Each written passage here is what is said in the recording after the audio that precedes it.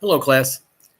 First thing I want to tell you, you guys doing a great job. Make sure you stay updated on your assignments, your class discussions, your article assignments.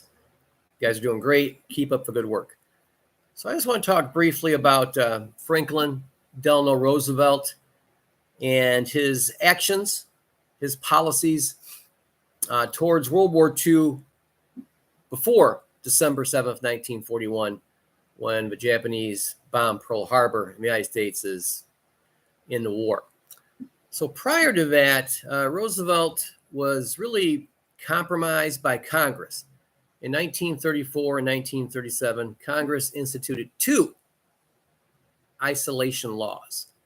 So Roosevelt knows that Germany is evil.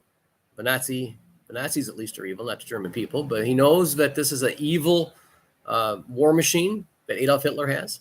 He knows the Japanese are just raining down misery on the Chinese, killing them by the millions, and he wants to get involved.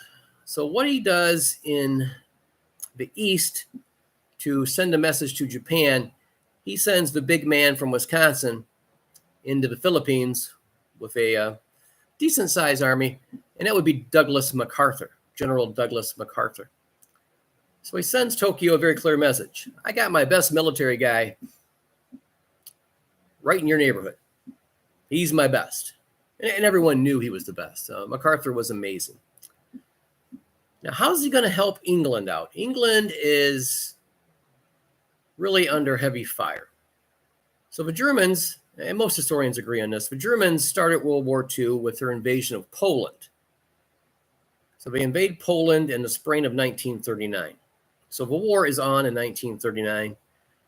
And England and France declare war on Germany, but they do very little, leaving Poland to fight a much larger, a much more advanced, a much better prepared army in the German army.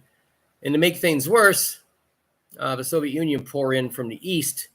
So Poland's going to be carved up into halves, a Soviet half and a German half.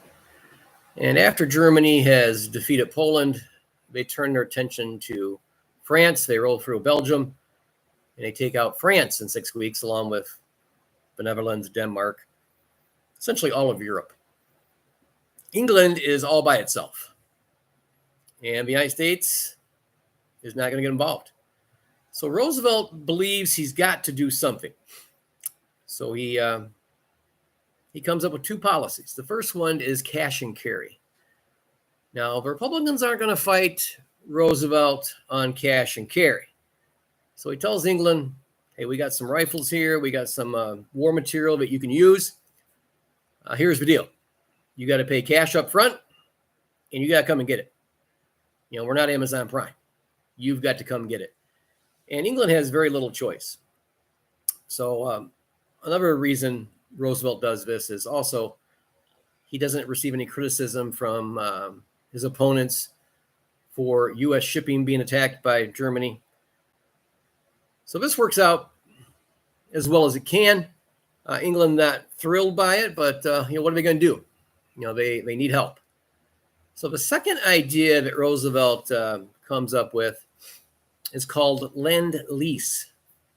So he tells England, all right, if it's cash carry, we're going to have a new program. I think you guys will like this. We're going to lend you trucks, ships, whatever you need. Whatever you need, we'll lend it to you. And when you're done fighting the Germans for, 4, 5, 10, 20 years, no one knows how long this war is going to last. Just give it back. No charge. Just give it back. And Republicans don't like this. They attack it, and they're correct. It's not a good move for the economy of the United States, this Lend-Lease.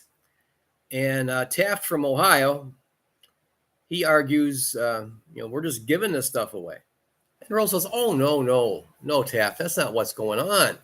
Look, if your neighbor's house is on fire, you're going to lend them your hose to put that fire out. And Taft retorts to Roosevelt, Not the same, Mr. President.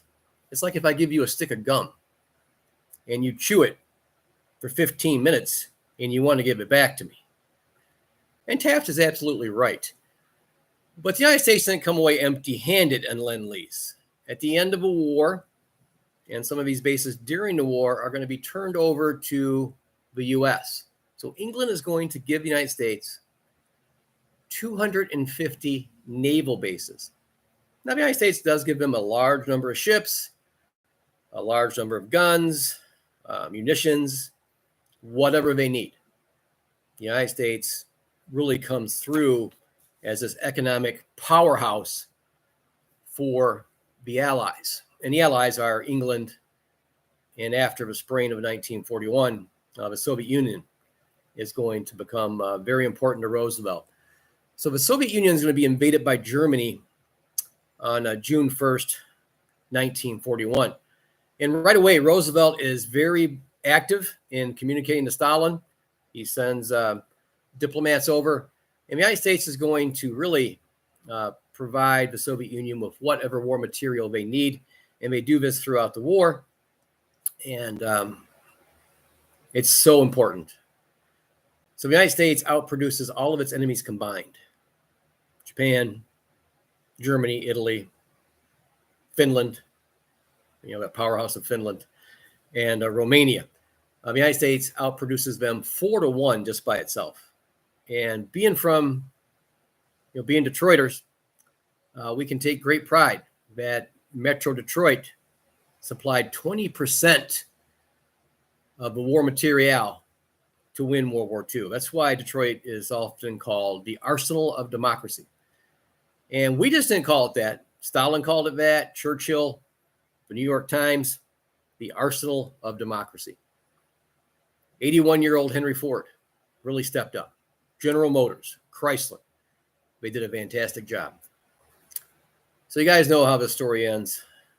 The Allies win, the United States, England, and the Soviet Union. Germany and Japan are destroyed. And now they are allies. They are our friends. So World War II ends with a convincing Allied victory, but at a very heavy cost. Roosevelt did a masterful job managing the war. The war brings the entire world, the United States especially, out of the Great Depression. And the United States builds this great military with bases everywhere. It all begins with FDR and his programs and making these deals with England. The United States is going to step in and become the superpower along with the Soviet Union as far as military, space, athletics. Yes, the Soviet Union, but not their economy. The United States becomes the power during and certainly the decades after World War II. All right, so that's the end of our discussion on FDR and his programs before the bombing of Pearl Harbor. Then the United States is all in. Guys, keep up the good work. You're doing great with your class discussions, your articles, your quizzes. Keep it up. Finish strong. All right, take care, guys.